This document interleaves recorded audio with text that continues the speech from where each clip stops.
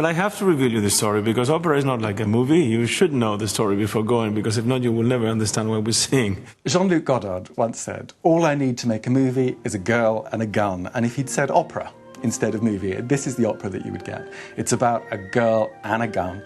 It's Minnie. She lives in the California gold rush time. She runs a saloon. She sells the men alcohol. She gives them Bible lessons.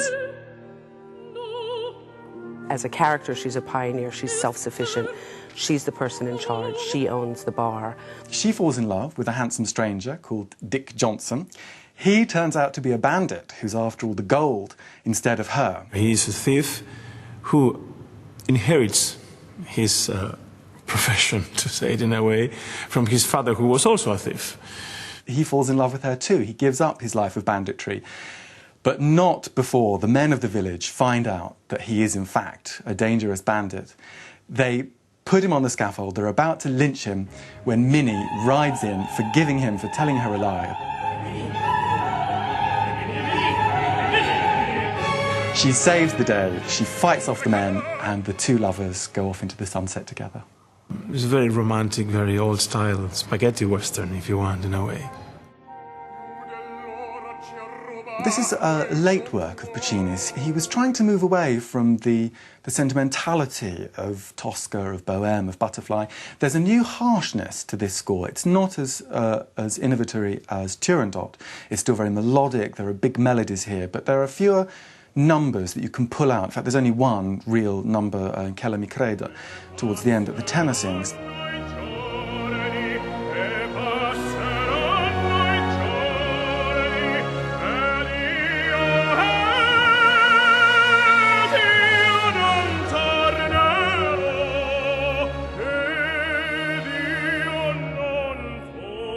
The great tunes, the really famous great tunes, apart from one or two that the soprano has, the really pops of the classics belongs to the tenor. And that is the greatest thing you can have, but it's also the most dangerous thing. Because if you are singing Tosca and you have created Lucio Vandestelli to sing, you know that by that moment of the night, no matter what you've done before, in that moment you will be the king of the performance. And the same happens with Turandot. When you hit the Nessun Dorma in the third act, then the performance is yours, whatever happens.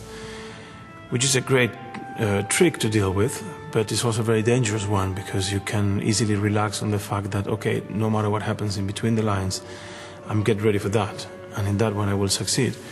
And that causes many performances of Puccini music to be really up and down, without really a line of quality throughout the performance. He tried for a grand sweep, a huge effect.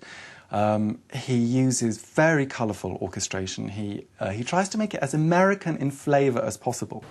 To be here in the first major opera of the season, and to walk out there and see my face in all the posters, I mean, altogether it's a great deal of an experiment for me, as not only as an artist, but as a man.